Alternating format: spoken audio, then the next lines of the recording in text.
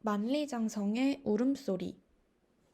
중국 진나라의 초대왕인 진시황이 나라를 세운 지 얼마 안 돼서 외적을 방어하기 위해 만리장성을 짓고 있었어요. 그러나 인력이 부족해 젊은 남성들은 모두 강제로 끌려가서 만리장성을 지어야 했어요. 그래서 가족과 헤어지기 싫은 남성들은 노역을 피해 숨어 살거나 도망가는 사람들도 많았어요. 한 마을에 범흐량이라는 청년이 있었어요. 그에게는 사랑하는 맹강녀라는 여인이 있었답니다. 그녀는 마을에서 가장 아름답고 지혜롭기로 소문이 자자했어요. 아무도 모르게 사랑을 키워가던 두 사람은 몰래 결혼식을 올리기로 약속했어요. 앞으로 아무리 힘든 일이 우리 앞에 닥쳐와도 우리 절대 헤어지지 말아요. 드디어 두 사람의 결혼식 날이 되었어요. 그런데 갑자기 어디서 병사들이 나타나 결혼식을 올리고 있던 신랑 범이량을 끌고 갔어요. 걱정하지 말고 기다려요. 꼭 살아 돌아오겠소. 그날 이후 맹강녀는 남편이 보고 싶어서 매일 눈물로 밤을 지샜어요. 그러나 몇 년이 지나도 남편은 돌아오지 않고 소식조차 없었어요. 어느새 또 여름이 지나고 눈발이 날리는 겨울이 다가오고 있었어요. 맹강녀는 밤새도록 남편에게 입힐 겨울옷을 지어야겠다고 생각했답니다. 얇은 옷을 입은 채 끌려갔으니 얼마나 추울까? 빨리 가서 내가 만든 이 따뜻한 옷을 남편에게 입혀줘야겠어. 남편을 만나려면 1000리가 넘는 먼 거리를 가야만 했지만 맹강녀는 남편을 만날 생각에 콧노래가 절로 나왔어요. 걷고 또 걷고 밤낮을 가리지 않고 바람 불고 비가 와도 맹강녀는 멈추지 않고 계속 걸었어요. 그렇게 몇 달을 배고픔과 추위를 견뎌가며 드디어 만리장성에 도착했어요. 그런데 아무리 찾아도 수많은 인부들 속에 남편 범희량의 모습은 보이지 않았어요. 내 남편은 어디에 있을까? 만나는 사람마다 남편의 소식을 물어보았지만 아무도 알지 못했어요. 그런데 드디어 한 인부가 나타나 남편의 소식을 알려주었어요. 범희량은 얼마 전에 배고픔을 견디지 못해 그만 세상을 떠나고 말았다오.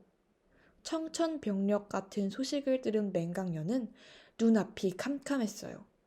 그리고 남편과 함께 지내던 행복한 순간들이 떠올랐어요. 꼭 살아서 만나기로 약속했잖아요. 흑흑.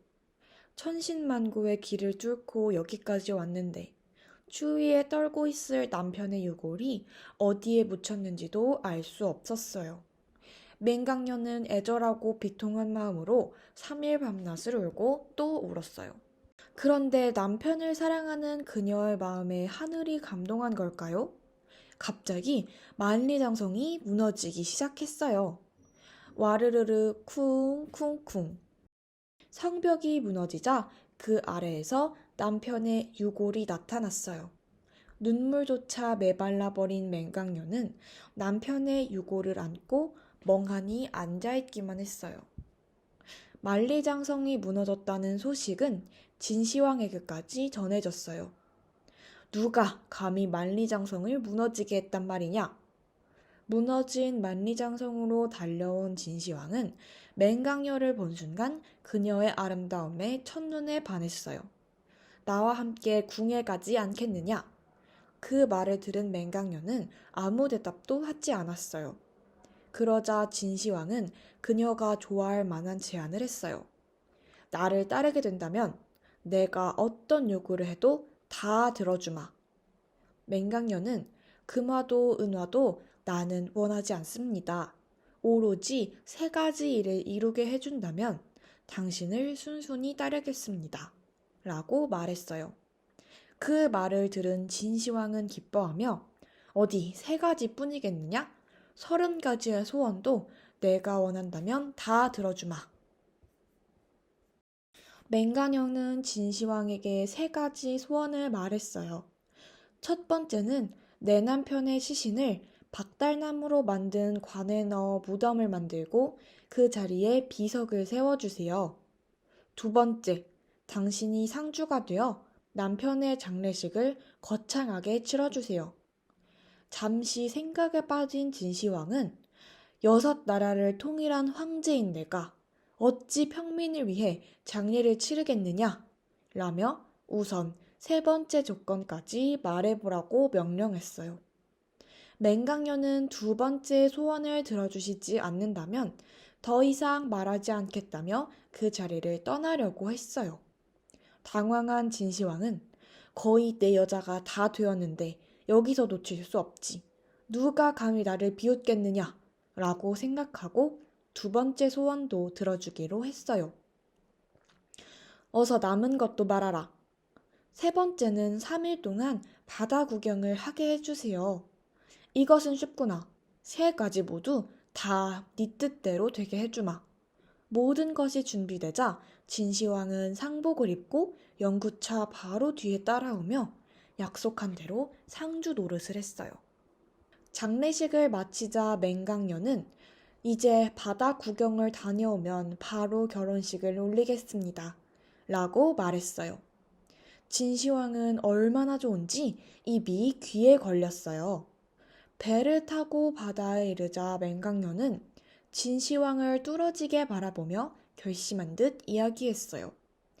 당신 때문에 수많은 사람들이 아들과 남편, 아버지를 잃어버렸어요. 지금 이 순간에도 고통 속에서 빠져나오지 못하고 있어요. 그렇게 수많은 사람들을 눈물 짓게 한 당신과 어찌 같이 살 수 있겠습니까? 말이 끝나자마자 맹강녀는 바다로 몸을 던졌습니다. 그 모습을 지켜본 많은 사람들은 눈물을 흘리며 맹강녀의 이야기를 전하기 시작했습니다. 오늘날까지도 만리장성에 얽힌 맹강녀 이야기는 중국 민간에서 전해지는 가장 유명한 4가지 이야기 중 하나로 손꼽히고 있습니다.